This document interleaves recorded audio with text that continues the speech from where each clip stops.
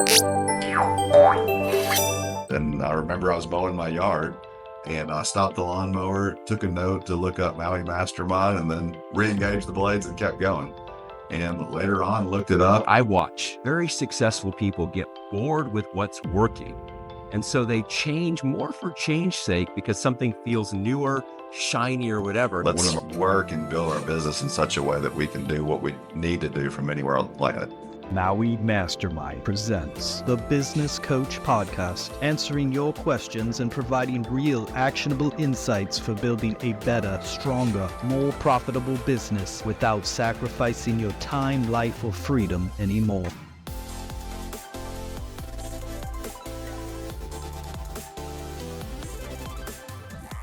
Welcome to the Business Coach. I'm your host, David Finkel.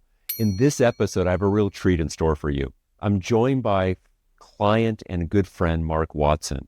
Now, Mark started off in 2007, moving from the world of working for a large real estate investment trust or REIT into starting up his own real estate investment company.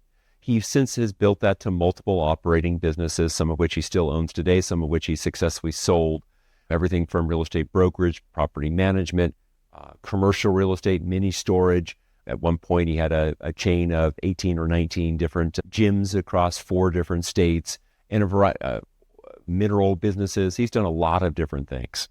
He's a great entrepreneur, and most importantly, he's just a good person.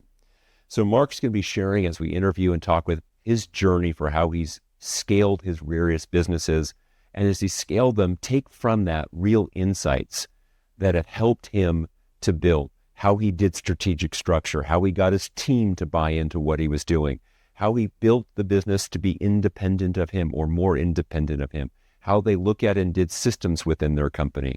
What are the things that early on held him back, and how can he progress beyond there, that you can model his successes and you can learn from his struggles.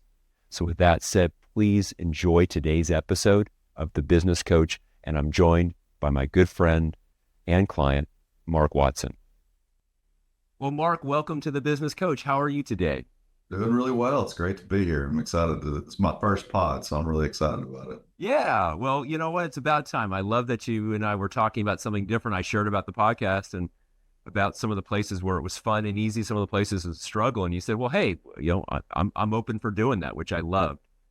Now, first of all, just share with our audience here. You right now are in Searcy, Arkansas, which is a hotbed of commercial activity, right? That's right. That's right. Searcy's is about 35, 40 minutes north of Little Rock, so right in central Arkansas, and it's been my home for the last 17 years. Yeah. Now, as we get started here today, one of the things I want to just ask is, I know you got your world in business changed in 2007. Prior to that, you were working in the world of, essentially investment firms. You were working for a large REIT and managing acquisitions and investments for them. And I guess my question for you is, take us back to 2006 and the year before you made this move to actually leave what was a highly compensated, rewarding financially role that you played. It was probably intellectually challenging to do something that for a lot of people is scary, right? To go off on your own. Tell us what happened before that decision in 2007 that sparked or prompted you to want to go out on your own. Yeah, I think probably I could go all the way back to my childhood. I was always interested in construction. I remember my dad would take me on walks through our neighborhood, and we would always go to the new construction homes and walk through them. And so I was always kind of drawn to real estate, to construction, to development aspects from a young age. And as a kid, my dad worked for corporate America. And so we had a lot of blessings in life that came from that, but there was also a lot of, is he going to have a job, or do we have to pick up and move to a new city? And so when I was in 9th grade, we relocated from East Tennessee to Arkansas. That was a big change for our family. And a lot of it had everything to do with the company he worked for just said, we're restructuring, we're changing. And I think that always impacted me to a large degree, to think that somebody else had control over our family and our situation. And early in life, my grandmother gave me a little money and I started mowing lawns. I used the money to go buy lawnmowers and trailers and business cards and knock doors, mowed lawns. And so my early working experience was working for myself in an entrepreneurial setting. I never really thought about it that way. I didn't think about I wanted to be an entrepreneur. It was just mowing lawns and doing that around football practice and camps in the summer. And I could make pretty good money at it and not have to work very long. It just seemed like it was a great fit for, being a high school kid in Arkansas. And then when I went through school, thought about going pre-med, but I went the business route. And I was actually a professional sales major, which doesn't even exist anymore. But it was a lot about people, personality profiling, understanding how you influence people's mind and behavior. And I knew I wanted to do something in real estate, and I needed to know the numbers behind how real estate worked. And so the opportunity I had to go work for a real estate investment trust out of college was phenomenal. It was also a startup REIT, so it had a lot of entrepreneurial tones to it. I was employee number 12, I think. And so being the low guy on the totem pole as a financial analyst, I had a lot of opportunity and responsibility to go out with our chief investment officer, our CEO, to go see properties and be in the room when they're negotiating and putting transactions together. So it was really a unique opportunity. And I'd worked there for a couple of years. It was wonderful. We were buying ski resorts and golf courses and attractions and theme parks, and the kind of real estate that's really exciting to go work on. But we reached a point where I either needed to go back to business school to climb the corporate ladder, so to speak, or it might be a good time for me to take what I've learned and venture out on my own. And I think it took the voices of several people around me that said, go do your own thing now. You're not married, you don't have kids, you don't have responsibilities, you don't have debt, you really have nothing to lose. Now's the time to go try your own thing. If you flunk out, you can always go back to business school. You can always go find another job, maybe even start another business. But now's the time, because later in life, it'll be more difficult to make that jump. And so I think that I had confidence in what I was going to go do, but I was emboldened by a lot of the people around me that I worked with that said, yeah, go and do it. As I hear you say that, it's interesting. I want to come back and hit on three things here, but the piece here, the story, I think a lot of our listeners and our viewers here of the Business Coach, they've had a similar journey. As you know, most of our audience are people who own successful companies, whether they're owner-reliant or they're in that rapid growth stage. And what's interesting is, you all the elements of started a business when you were younger, didn't think of it that way, your lawn business and your landscape business. I love that your grandma funded it. I think that's extraordinary. I've known you now for 7-8 years. I never heard that story. I love that. And then the other part you shared about, please, yeah, go ahead. She actually gave me $5,000 when I was in 8th grade. And she gave all the grandkids that much because she cashed in some stock, and she lived in West Kentucky on a farm, and we assumed she had nothing. And she wanted to do that to see it used while she was still living. So as an 8th grader, 9th grader, $5,000 was like, might as well have been $1 million. Seemed like a ton of money. And then she also gave me $5,000 when I left the REIT. She loaned me $5,000 and I had saved $5,000. And so I had $10,000, a truck and a closet full of clothes, and figured I had everything I needed to venture out. And so my grandmother was another person that helped embolden me with a $5,000 saved money. What a gift and a legacy from that. I'm smiling. When I started my first business, I did it with my life savings, which at that point was like $2,200. Failed. Second time I started, though, I didn't have enough to actually leave. I needed some money and some help. One of my sisters and my mom ended up for about 3 months floating me with $500 each, because $1,000 covered my living expenses per month. And by month 4, I had enough income from the business to actually at least support my $1,000 lifestyle per month. And so I love that she did that for you. I'm curious, did your siblings do the same thing, or did they go a route of, candy and other more consumer things? I'm curious, and no judgment with it other than we can smile because all of us have experiences where family maybe treats it differently. Yeah, I've got a sister and 2 brothers, and I don't even remember having conversations with them about going out of my own or leaving my job. Don't even recall anything about that. They're always supportive. We're a close-knit family, always supportive, but they lived other parts in the country. And I think a little bit my mom, my mom and dad were always very supportive. but they were cautiously supportive, especially my mom. She thought, why would you leave a dream job? You've really got a special gig and you're going to go out on your own. You know, that can be really tough. And so they were definitely supportive, but there was no investment from them. And I never even considered going to them to ask for money or anything like that. What's interesting with that part, also common experience for so many people I've known over the years, whether we've worked with them or we're just friends, or like you and I both, one of the things that was interesting is how many of them had experiences when they left the track of what is common. In your case, you had your dream job, right? You had a job that was well paid, a lot of learning going on there. And at the same time, when you left that didn't quite compute. And so I had the similar experiences when I had left college and went to start a company. It didn't compute for my family. And I think that's a common part where people, in my world, I heard it from my parents as, are you sure? Are you sure? I heard it from my sisters as, are you crazy? You're an idiot. I'm curious, did your parents give you, sounds like they were supportive, like we want the best, but are you sure, little Mark? Because they still probably saw you as a little baby that she, had raised, I'm guessing. Yeah, I think that they were cautious, but there was also, they'd probably seen throughout my life different things that I had done, whether it was excelling in sports, and I was not the most athletic guy, had just enough to, make it onto the field.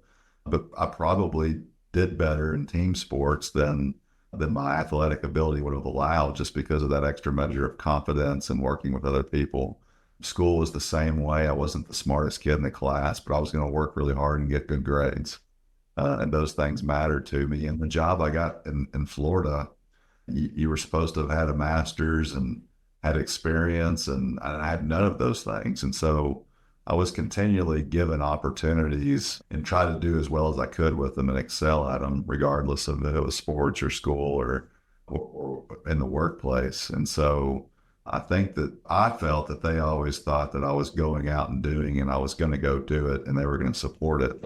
And I never really, they were just always super supportive. That's the best way I know how to say it. What a gift. What a gift from them. And they knew I was an achiever, so I was going to keep going regardless. I'm going to fast forward here. When you got started in that business and you progressed through it, you started having some successes, and you had the typical startup parts. I don't want to focus on the startup phases because most of our audience is well through the startup side. They've reached the point where the business is sustainably profitable. In many cases, many of our audience have wildly successful with that. I want to jump to 2017, 2018. Let's use 2018. This is roughly a year before we ever got a chance to meet. And you had several different but related businesses and one unrelated business. Briefly, in a moment, I'm going to have you share what they were. But I want you to share, how was it that you ever came across the ideas of building a level 3 business or things that Maui teaches? I'm curious, but start with what was at that point, 2018, give us a quick snapshot, the 2-minute version of what was the business that you had built by that point, roughly a decade after going off and leaving the REIT, doing it yourself. Sure. So real estate's always been a passion. That's kind of always been happening all the way along. We were doing commercial real estate. And so there were times early on where the financing markets were difficult. And at the end of the day, everything was predicated on how do we create streams of income. And so the thought was, we'll create streams of income through real estate development or acquisition and adding value and then owning the properties for the long term. And that was great. But early on, there's not a lot of cash flow that comes from real estate. And so we started looking at operating businesses. And there had been, when I was at the REIT, even though I was a financial analyst for a real estate investment trust or a manager of investments, I was always analyzing the business that sat on the property. And so I spent a lot of time looking at a number of different businesses. And so we thought, well, shoot, we'll just buy or start operating companies and we'll get cash flow from them that don't have large debts tied to them. So fast forward through the years, I had done a number of different operating businesses, some franchise related and some that were just independent or services related businesses. And all the way along, I was also building, developing, or acquiring real estate, sometimes so that we had a place to put our business and sometimes totally unrelated. And so in 2017 or 18, we probably looked like a hodgepodge of, I think it was 5 or 6 operating businesses at that time, and then a portfolio of commercial real estate. And how did we first meet then? How was it that you learned about Maui or the ideas about this thought about building an owner independent business? When did you come across that with us? Yeah, I've always been kind of a learner by nature. And so a lot of times that would take reading books or meeting other people who are successful and hearing from them. And I would take what I learned or heard and just try to implement it into our businesses as fast as possible.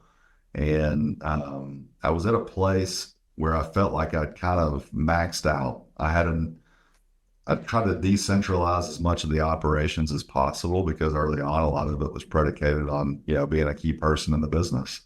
But to continue to grow, that was going to be impossible. And so I started having either an owner operating partner in a business or a really, really key senior leadership level person. And so I wasn't managing, 40 or 50 people. It really had come down to 5 or 6. And because they were in different businesses, I was looking for how can I speak one language that would work for all the businesses. And I started looking into coaching, and I interviewed with a couple different programs, but I actually learned about Maui off of I think it was the Wheelbarrow Profits podcast. And you were on as a guest. And I remember I was mowing my yard and I stopped the lawnmower, took a note to look up Maui Mastermind, and then re-engaged the blades and kept going. And later on, looked it up, and next thing you know, I was on a phone call with somebody at Maui, and one thing led to another. But the Maui program was exactly what I was looking for. I wanted to learn and grow, but I also wanted to help my team learn and grow. And the Maui provided a really good platform for that. It's interesting. So I went back into our records, much easier today than 20 years ago when it was more paper-based, but I looked at your original business audit, Mark. This is going to take you back. So I was curious about where you were in terms of hours worked and time away. And one of the questions we asked is, what's the longest period you left the business in the last period of time? And what did you find when you came back? And one of the things that you had put down here was, at that time you were working 40 to 50 hours a week, taking roughly 3 or 4 weeks of vacation. Very common, successful business, working hard, not necessarily, I'm sure when you started in 07, 08, 09, probably you and I had in common when we both started, like many of our audience, it wasn't 40 or 50 hours. It was probably more than that. Yeah. But by that point you'd had it and it was fairly steady state. But it was interesting. You had said that the longest you'd left the business in the past 12 months was 10 days. When you came back, the good news was that you said, quote, "It has become less reliant on me, but I don't feel that it has the ability to sustain and continue to grow if I'm gone for a long time. It doesn't take me nearly as long to prepare to leave or to, quote, catch up, close quote, when I return." So you had gotten into a good spot with that. Fast forward here. So when you look at today, are you still working 40 or 50 hours a week or less than that? Where do you stand today? And we're going to get into some of the things in between that allowed that to happen. But I want to give the two brackets for this conversation if we can. Sure. This year, my wife and I sat down at the beginning of the year and said, let's kind of plan our time off, and decided let's look for 10 weeks this year where I'm going to be quote unquote off, maybe vacation, plus your paid holidays and whatever that everybody takes off. And then I also moved into a rhythm where I take off every Friday. And so when you add every Friday plus 10 weeks, I think it ends up being 20 or 22 weeks a year or something. That seems like a tremendous amount of time off. But that's kind of this year what we're shooting for. And I typically on a work week, Monday through Thursday, we'll do somewhere between 20 and 30 hours, depending upon what the week entails. I love that. So now let's go back here. When you looked at it, one of the things that you came into, I mean, first of all, one of your operating businesses was a chain of gyms, and you had to figure out how to make that work through a really strange period of time called COVID. Yeah. That was a strange one. And and some of the other operating businesses I know was a real estate, still owned the real estate brokerage company and the property management company. And so there are a variety of different parts. I guess my question is, early on, one of the disciplines that I saw you apply in your business was a discipline of we call strategic structure, this idea of putting in a place where once a quarter we step out of the business to look at it, evaluate, come back into the business with a one-page plan, and we have a 90-day sprint around that. I want to hear you talk about how that structure worked for you, with the idea that in weekly having your key team members check in on their action plans using something we call the Big Rock Report, this tool that has them check in of all the things they could do this week. Which are the one or two most important big rocks? Did they get their last week big rocks done? Victories, challenges, and updates are also on this simple 1.5 pager that they send in. I guess I want to hear how that initially went for you. What I noticed is many owners are faster to integrate and accept new ideas than the staff that they lead. That you can take in a dozen new ideas and put them into practice this year. But oftentimes an owner can oversaturate for somebody. So you had to learn some lessons about how to, in some sense, go slower with your team to go faster as a company. Can you speak to that? Yeah, that's a challenge for me because I do like to, when we decide to do something, let's go. And trying to get the team on board is a challenging thing for anybody. I think it says a lot about your culture. At the end of the day, I'm a big culture guy. And so culture's everything. And the better your culture, the faster you're going to get your team to implement some of the disciplines you want to have or the strategic structures you want to have. And I think that the better you can teach the big picture enough, but then focus on small wins helps to speed that up a good bit. I think with the Maui program, there were certain rhythms that I felt like I had done as an entrepreneur, maybe for all the years. I'd really come from a corporate structure and I wanted to run our small businesses like the corporate structure did. And so the meetings, I remember early on, I would get away and do quarterly planning because people who were successful, that's what they did. And so if they did it, then probably I should too. But I never really had the terminology, the packaging to get it to go throughout the team. It was always resided with me. And so when I started doing Maui and we started when I heard and saw the quarterly strategic action plan, I was like, Yahtzee, there's a name for this and there's a process for how to make this simplistic, and we can enlist the entire team to do it as opposed to just one person doing it. And then the big rocks, how we use those early on, we did it a lot. And we've had periods of time where we've, migrated away from them. And here of recent, we're right back to doing them just like the old days because they're really powerful. And the other thing I would say for us has been we call it the UBS, or it's kind of the terminology Maui uses, but basically our standard operating procedures, how we do our step-by-step processes, and having a way to record those, keep the team using those, updating those, and then using those for onboarding, training, and efficiency things. And so those three pillars have been really important for us and have been, I think, instrumental in getting the team to participate in all those activities as opposed to just a senior leader. In a little bit, we're going to come back to this idea of how do you enroll or engage your team with this, because that's one skill that you really have done well with, which is your fluency with people. Now, I don't know if it was the degree. I think that the reason why you went into the degree you did was because of the person you are. I think it appealed to you more. I could be wrong. Maybe the egg came first, not the chicken, or maybe the chicken. Who knows? We'll come back to that, but I want to circle back. So one piece I'm hearing is that you knew that quarterly planning was important. And for you to do that, you were doing that in a different fashion, but you were doing that because you had observed, and I love this part too, you had observed other successful people are doing this practice. The question became, how do you get people to get a common structure or framework to do that? And you use the Maui framework, which is great. Is it the only framework in the world? Of course not. The key that I always tell clients is find a really solid framework, then don't change it. Yeah. And it goes back to the owners having the capacity as a strength, the capacity to handle more change, more uncertainty than an employee generally. But what owners, I'm curious, you fought the temptation, which I think is really good. But owners I watch very successful people get bored with what's working.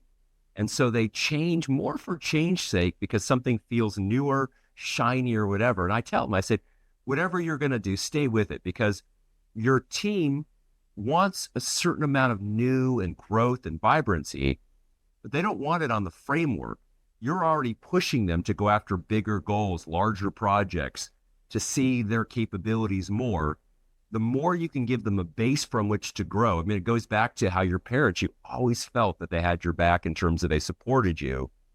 For employees, you're in some respects the parent of a business, and owners don't realize that if they're not careful, they create uncertainty because they go from one book, apply these concepts for a year or two, then they read the next book and they apply those, then they hear the podcast while mowing the lawn and they go do that one. And our most successful clients, the ones that don't just double or triple a business, but the ones that over 10, 20 years, tenfold, 20-fold a business, they find a base and stay with it, knowing that they're going to keep innovating around the edges, but they give people a platform from which to grow. I'm curious if you noticed that because I think you've done that for your people really well, but I don't know if you ever thought about that you were doing that for your people. You haven't changed it on them, which you might say, of course I haven't changed it on them, but I tell you, I watch so many people make that mistake where they shift the sands of the foundations upon which their team stands. I'm curious, what does that spark for you? Yeah, I don't know. I mean, I think that everything you're saying there makes sense to me. There's certain foundations that they just need to be what they are. And maybe they're not perfect, but like, for instance, on task management and project management stuff, we use Asana. And there's other ones that work, but this one works. Let's commit to it. Let's use it for the project management tool that it is, and the task management tool that it is, and the communication piece that it is. It integrates so well with the Google platform. So how can we keep as few things as possible to keep business simple, but have them tethered together and talking? And now we've got AI coming into all this. That's changing everything, but that's a different topic. But really, it's just the rhythms of the quarterly plan, keep it super simple, the big rock reporting week to week. My team's gotten smaller now, such that we've actually been doing it as a group this calendar year on Tuesday mornings. Just let's go through our big rocks together. Because sometimes we get out of the habit of saying, what even is a big rock? And when in the world are we going to have time to get those done? So, we've been doing it for years, and we're back to having the same conversations about making the time to do the things that move the business forward. We talk all the time about upgrading our time, upgrading our time, upgrading our time. One of our core values is faith and family in our business. And what that means is we work hard, we enjoy our work, but our faith and our family are more important than the work that we're doing. And we need to have space in our lives to spend time with those things that are more important than work. And if we're going to do that, we've got to be able to be really efficient with our time. So if you've got a kid event, you better not miss it. Or I just got back with my son from Guatemala for the last week on a medical mission. Life's too short to spend our time just working. And I think to have the lifestyle that we want, it's super important to have these fundamental structures for how we operate. And like you said, just continue to build on them, whether it's a franchise fitness business, a real estate services business, a storage business, a mineral business, an oil and gas industry. Like, they all function the exact same. Business is business. So the underlying structure is really all that you need. When we talked in there about the UBS, I want to define that for our audience, some of whom are going to be familiar with it, some are. The concept, once it's described, everyone goes, oh, of course. So the UBS, it's an acronym, stands for the Ultimate Business System. And it came because roughly 30 years ago in an earlier business, a partner and I said, let's build this business so that the systems of the business are something so valuable we could sell the systems for how to do it. We called that our UBS. And what we learned is it's a noun and a verb, right? Can you add that to our UBS, the collection of our systems? It's where we house and store. But it's also a verb. It's how we systematize things, how we cross-train people on that, how we delete systems or edit and update systems, depending on time with that. So this concept for you, where you started to, years ago, systematize the business and house that, we'll start with a couple how-tos. Do you house that then? You said you're Asana Google universe. So does that mean that you use a Google Drive then to house your UBS as the place where stuff that isn't in software, this is where you put the Word doc or the Google Docs or the Google Sheets or the audio files or the sampled PDF templates, or is that where you store them? And talk a little bit about that. Yeah, it's a great question. So we don't use Google Drive, although one could. We use Dropbox. Uh, Okay. I remember when we had a small business server that sat in the office and we had to change the tapes out all the time and run the extras down to the lockbox. And then one day when I saw the concept of Dropbox, I thought, oh my goodness, this is a total game changer. And so we were quick to move into the Dropbox environment and have always looked to enlist technology to make us faster and more efficient and to allow us to be able to do work from anywhere. We don't have a remote business like Maui is. We still get together in a singular office place, but we have the concept and we talk about it often. Let's work and build our business in such a way that we can do what we need to do from anywhere on the planet. And so we're probably more of a hybrid model in that way. I spend half my week not at the office and about half in the office. Um, and we have now employees that work with our team, virtual employees that are in the Philippines. I never could have fathomed that before. They've been a huge blessing to our business. And so having Dropbox allows us to do a lot of those things. In fact, we're wanting to bring more people into our Dropbox, into our UBS environment. And we're going through it now saying, are there some sensitive documents in here that we've gotten not lazy with storing, but before it didn't matter. And now that we're going to invite more people into our systems, do we need to take those and move them out to a safe place so that we're not sharing everything? But certainly our UBS has become very powerful for the way that we work, but also every time we onboard a new person or every time we want to create more strategic depth through cross training. UBS at first, cross train it or cross train it and get them to UBS it. And it's been a wonderful tool for us. But yeah, we do it all in Dropbox. I love that. And it's interesting. I'm curious your take on this. This will be high value, I think, for any of our audience here. This idea of, the access to different parts of a UBS. So first of all, in our company, we were using a separate software product. Funny enough, in my personal life, I use Dropbox quite a bit, especially for memory types of things, photos and other things like that. I've had that for a while. But in our business, we used to use a program called Ignite, and it was, bank level encryption, HIPAA compliant, really good granular controls. But as you have with many of those services, over time, what you found is the biggies basically, I won't say stole, they modeled all the great features of their competitors and they pulled it into their own stuff. And so now we use just Microsoft OneDrive, and we found that's worked really well. But there are two carve outs we do. One is, you have granular control of which folders who has access to. The challenge with that is that you have to have an audit process where at least once a year, somebody's going back to look at who did we still give permissions to that we never took these permissions away from. I went into my Dropbox recently and I, every once in a while, look and say, who is this folder still shared with? This is on my personal stuff. And I had a folder that was shared 8 years ago with someone that I still had them had access to it. It never occurred to me. So that's the point.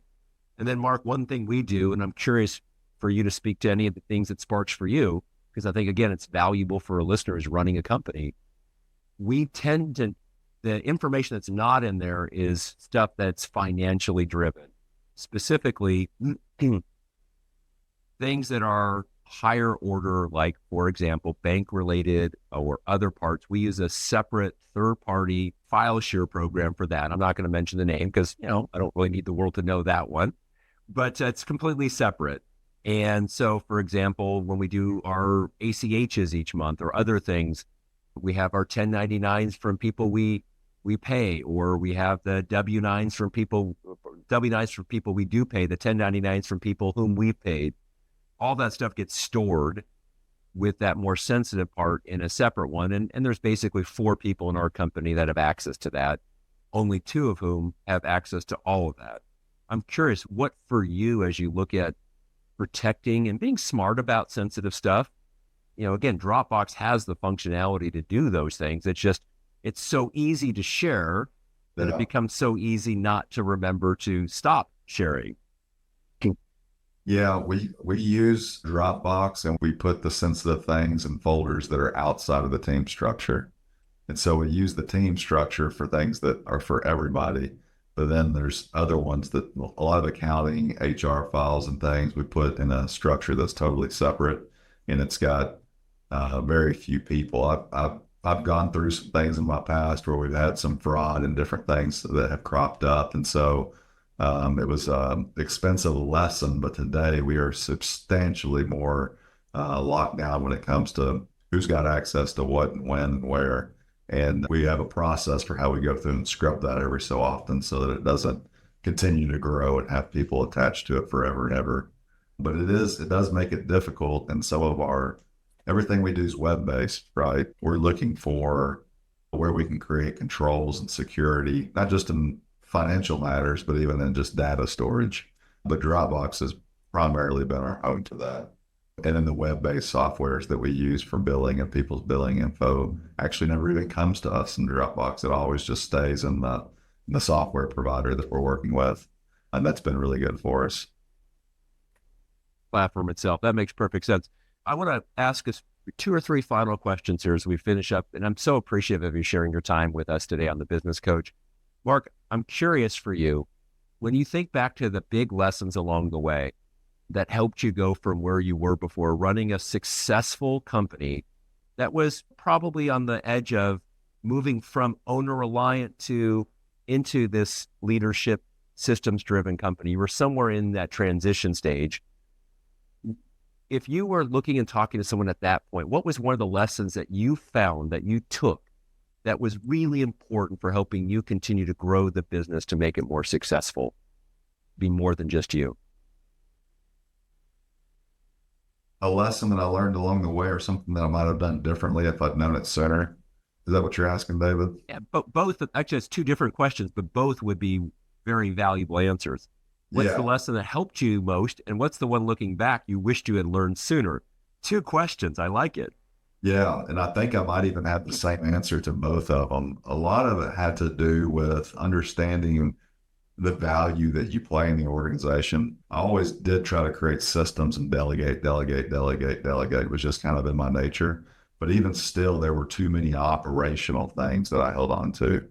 And I didn't think that I could afford to hire an operations manager or someone that was like a director of operations. And I wished I could go back and do that faster. I didn't realize that I couldn't because of how much we were wanting to do and how fast our growth was, not just in one business, but in several different ones. What I look back now on is to say I couldn't afford not to do it. But all I saw was dollars and cents at the bottom line. And it just thought, oh boy, that seems very expensive. But it cost us way more in lost growth and headspace and missing out potential opportunities by not having that key role in place. And that would be kind of the operational role that I needed a lot sooner in our evolution. But as I hear you say that, the first $100,000 hire I ever made, this was 25 years ago, was a woman by the name of Paige. And I remember how intimidating it was to make that hire. We had people earning over 100,000, but they were all variable compensation salespeople. So that was much easier to justify. You sold $1 million worth of goods and services.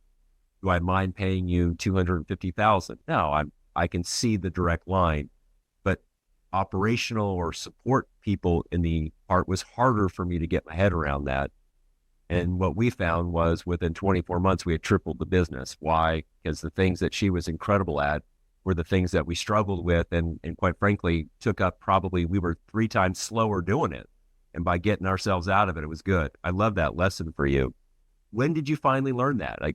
Sometimes people say you have to bang your head enough times before the pain is intense enough for you to learn the lesson. When did you finally learn to make those key hires? What was it that sparked it, or when did it happen for you, Mark? Yeah, I think it was specific to the Anytime Fitness business. That was a business that we had grown a lot. I think at our peak, we had close to 19, 20 locations in 4 different states. And it had gotten to a place where I wasn't as interested in the business as I was in the growing phase of it. And so I had lost so much interest that when I did make the hire, instead of responsibly handing off a lot of the transition items that you would need to, I really just abdicated it, really just gave it to them, put blinders on and ran in a different direction. And it's because I'd gone too far. I should have moved into that handing off much, much faster. But that would have been at a place where I just felt like I was stretched so thin that there was no other option but to do it. And I wished I'd done it from a strategic standpoint earlier. And really, it came in a lot of my early coaching calls with Maui was kind of opening my eyes to this is a better way forward for you. Um, and it turned out to be really good. Now I look very quickly to hire that. In fact, now I'm looking for an operations role or a key leadership role in our business today. And it's not, well, now the hurdles are just finding the right fit, not wondering if we should or shouldn't do it. Well, as you hear you say that, I love the story. I didn't know that part of it. I had from afar seen the hire and it worked well and all that, but I didn't know the internal piece of the story that you just shared and revealed today. Thank you for doing that, because our audience are going to appreciate that sense of insider view, because we've all have analogous moments in our business lives for things that aren't that dissimilar. So 2 more questions for you, Mark. Second to last question is this. When you think about how you got the most from coaching, what advice or input, if you had one suggestion you'd have for somebody about how to get the most from a coach, whether it's Maui or someone else, is immaterial. But it takes a certain something to be open enough both to share and also to receive so that you get the best from whoever it is that you're working with. And you've done a great job with that over the years. What one piece of advice would you give to somebody who says, look, if you're going to work with a coach, this is a thing that I've learned that because of this, I was able to get more value from that coaching relationship, which translated into dollars and cents for the company. What would you say to that? I think a lot of people, I don't know if it's pride or stubbornness or what it might be, but they just don't do it differently, or they think they've already found the answer. And so they'll hear a coach maybe open up a new avenue to them, but they won't go down it because they don't think it's going to work. And I think that we have to, none of us know it all. Probably most of us don't know that much. And I think the best out there are quick to say that they're only good because of the people that are around them. And so you've got to jump in with 2 feet at the end of the day. Jump in with 2 feet with a coach and just start walking down that road. A good coach is going to put you outside your comfort zone. So it's not crazy to think that you want to go back into where you're comfortable. But if you want to grow as a person, and if you want to grow your business, then you have to step out into something that's uncomfortable. And a good coach is going to help you get there. And if you're not listening to what they're saying or trying what they're saying or being accountable to what they're doing, then really shame on you. And why are you even doing it? I love it. Last question I have for you has to do with, I just want to give an opportunity for you to share about this. A lot of people who run companies, it feels like it's possible for somebody else to build a business that is dramatically less reliant. I won't even use the word owner independent, because for some people that's too far of a leap. So I'll back that off and even say that's dramatically less reliant on them. They say, it's the doctor says, well, I can see how the person in a construction company can do this, but not in a medical practice. The construction company says, I see how the manufacturer can do that, but obviously not me in construction. The manufacturer says, well, if I had a professional services firm like a medical practice or a law practice, of course I could do it then, but not me as a manufacturer. It's hilariously and also sadly that way that traps people. What last comment would you say to the person about that says, I see it's possible for Mark or for other people, but to build a dramatically less owner-reliant company so I can scale it, it doesn't feel possible for me. What would you say to that person? I'm a big golfer, and we often say what we feel isn't real. Your feels aren't real. And so someone who thinks that they're in some niche business that doesn't have the opportunities to scale like someone else does they're just not being open to it. The reality of it is the possibilities in business and entrepreneurship are endless, and everybody can get up. When I've been in tough times in my business, I realized it's incumbent upon me to get up and change things. Nobody else is going to change things. Nobody else is going to allow the business to scale. It's got to come from within. And it absolutely is possible. I think the other piece is you've got to put yourself around other peers so that you can begin to see and think creatively about your business. I've enjoyed the Maui program and having a coach over the years, but I really, really enjoy the community. The community, I think, is as powerful, and maybe eventually it becomes more powerful than just the coaching. And so being around other entrepreneurs in other industries is a huge benefit to you, if you have an opportunity to do that. And I'll say one other thing, David. I think that in my mind, there's two types of entrepreneurs. There's lifestyle builders and there's empire builders. And I've always found myself to be driven by the lifestyle building in entrepreneurial world. I went entrepreneurial so that I could have more control over my day, so I could spend time. Really, I wanted to do missions, more missions work, which meant I couldn't always be running a business or at a business, and no place is going to give me the time off. I wanted to have time to be with my wife and kids who didn't even exist yet. And so everything about business for me has always been lifestyle building. And I think a lot of the practices and being able to get owner independence is very much, for me, that's the drive, is because then I can spend more of my time in some other areas of life that I really value. And for some people, it may be that they can spend more of their time in a specific facet of the business that they really enjoy. And so it's not the same answer for everybody, but I think all of us should be shooting to create a business that operates more and more without us every day.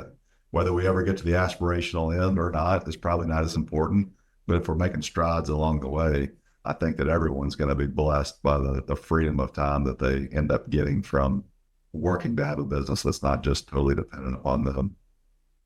Incredibly wise counsel. I think I couldn't say that better myself, Mark. That was fantastic.